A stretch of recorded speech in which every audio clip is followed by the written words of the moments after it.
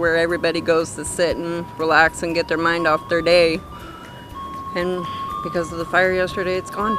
It's been a hectic week for neighbors in northwest Spokane following 2 wildfires in less than a week, both of which prompted evacuations.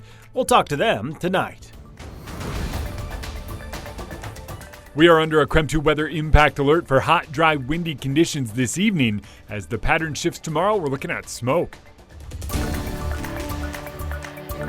The Hope Fire burning near Northport sits at just over 3,000 acres. The latest on evacuations and the growing effort to fight it. Good evening and thank you for joining us for KREM 2 News at 5 tonight. I'm Mark Hanrahan. Well, today we are following a string of fires set near TJ Minoch Bridge yesterday that prompted evacuations. Three of those fires started near the Centennial Trail, a fourth near the Spokane Falls Community College. The fires prompted evacuations, as we mentioned, near TJ Minoch Bridge. Spokane firefighters responded to the fires. Those evacuations have since been lifted.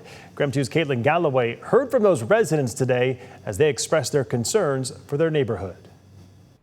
I'm here on West Elliott Drive, and as you can see behind me, this whole street stretching all the way to the end of the block is filled with apartment complexes. All of them had to evacuate yesterday. I spent my morning talking with residents who've said they've had a really scary week. On Sunday, the Aubrey fire was a little bit too close for comfort and left the neighborhood on edge. Yesterday, all of the residents were forced to evacuate. Among the apartment complexes are Catholic Charities Mother Teresa Haven and the Sisters Haven. There are a lot of children that live there and a daycare on site, which made evacuations complicated. People told me that one of the women who needed to evacuate was a single mother of 8 children, including an infant. Being displaced from low income and transitional housing can make it even more difficult to recover. It's scary. It's really, really scary because we got nothing but forest out here and it could happen at any time. You know, yesterday there was 3 fires right by us and I felt surrounded, like I didn't know where I was going to go. All evacuations have been lifted and people are now back home. From Elliott Drive, Caitlin Galloway, KREM 2 News. Well, a new fire is burning near Carp Lake. Evacuations have been ordered in the area of Carp Lake and Western Pines Road for that large wildfire burning about 8 miles north of Davenport. Here is a map of where that fire is burning in Lincoln County. The sheriff's office says winds are pushing the fire northeast and they advise anyone in that area to leave immediately. Residents in the Cayuse Cove area should also be prepared to leave. The Washington Department of Natural Resources says that fire grew from 10 acres to 700 acres in just about an hour. We will continue to monitor this fire and bring you the latest updates as they become available. In the meantime, we want to get straight to Chief Meteorologist Jeremy Legoo in the Outdoor Weather Center to talk about these fire conditions. Jeremy, a little bit cooler today, but also a lot windier. It's crazy. A little bit cooler, but man, does it feel nice outside. Wind is still cranking though, and even a little bit stronger than where we sat this time yesterday. Wind out of the west-southwest at about 24, believe it or not, is our sustained wind. We are gusting up over 30 miles per hour, and for that reason, we're under that KREM 2 weather impact alert. That has to do with our red flag warnings in place through 9 p.m. across the region. We're going to see those winds gust at 30 to 40 miles per hour until about the time the sun goes down, which around 8:45 tonight. Eventually we'll start cooling down, but we're hanging on to some of that heat. Notice it's much more uniform than it was yesterday. Those temperatures right around 90 across most of the region. That is thanks to the wind stirring the atmosphere, but widespread gusts up over 30 miles per hour, a stark difference from yesterday. Yesterday we were in the 20s, but upper 20s. When you just have a little bit stronger wind up in the 30s, you have more sustained wind, you have stronger wind gusts, and those are more frequent as well. We'll hang on to those until about the time the sun goes down this evening, and that is behind our cold front that moves through. That frontal boundary will continue to move out and bring with it a whole lot of wind. Eventually wind shifts direction. We'll see a little more of a smoky haze tonight and tomorrow night. We'll be monitoring air quality closely, but in the meantime, it's sunshine and 81 tomorrow, 87 on Friday, and 91 on Saturday. Sounds good. Jeremy will check back in with you later in the broadcast. Continuing our wildfire coverage in the inland Northwest now, the Hope Fire outside of Northport has so far burned more than 3,000 acres. KREM 2's Regan Gallo joins us live in the newsroom tonight as she is following that fire and the latest efforts to fight it. Regan?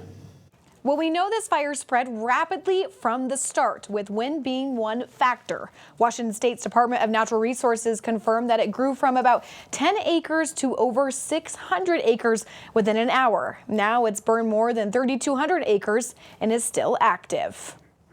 It's a level 3 evacuation with all hands on deck. It became quickly apparent that this fire was not going to just die down on its own and that we needed additional resources. Communities in Northeast Washington are under multiple levels of evacuation warnings, with many seeking safe shelter for themselves, their pets, and even their livestock. They went back to a house and they're like, we hear a dog, but we can't find a person.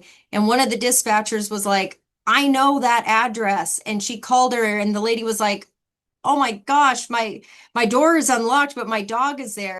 Stevens County Emergency Management urges communities to sign up for HyperReach for up-to-date emergency alerts, especially since homes are in remote or rural areas.